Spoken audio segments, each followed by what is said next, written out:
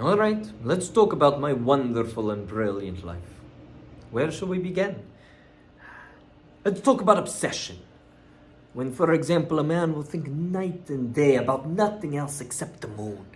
Well, I have had my own moon. And day and night, one persistent thought will overpower me, and I have to write.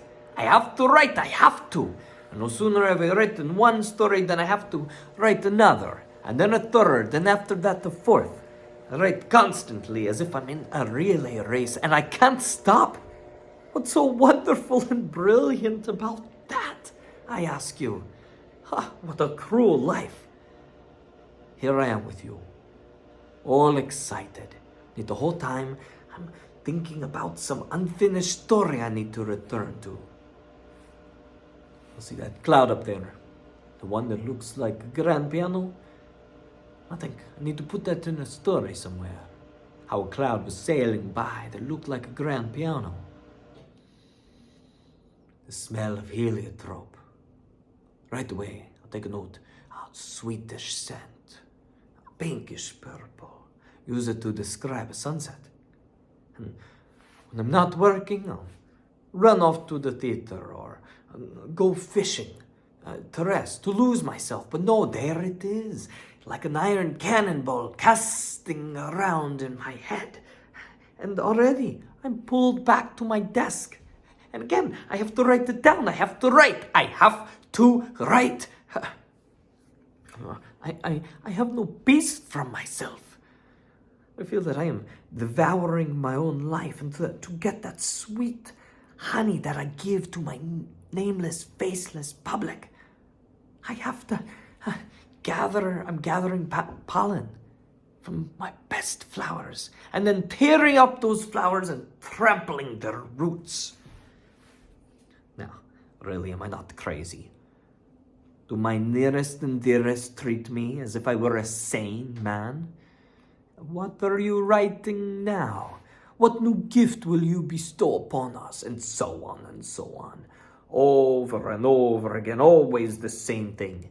I begin to think that all the attention my friends give me, all the praise and admiration, that it's all a lie. That they're deceiving me, like they would a sick man.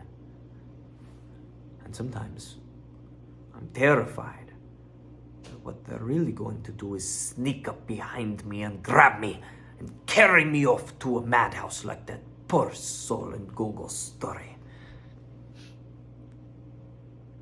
And even in the early years, the best years, my writing was one continuous torture. A young writer, especially when he hasn't had any work yet, feels awkward, clumsy, always hanging, if he's tense, on edge.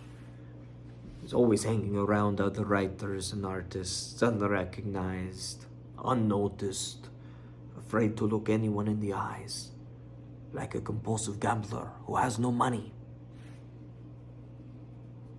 I couldn't see my reader, but I always imagined him as unfriendly, mistrustful. I was afraid of my audience. They terrified me. When my newest play would open, there they were before me. I always imagined everyone with dark hair was hostile, and everyone with fair hair was cold and indifferent. How terrible. What torture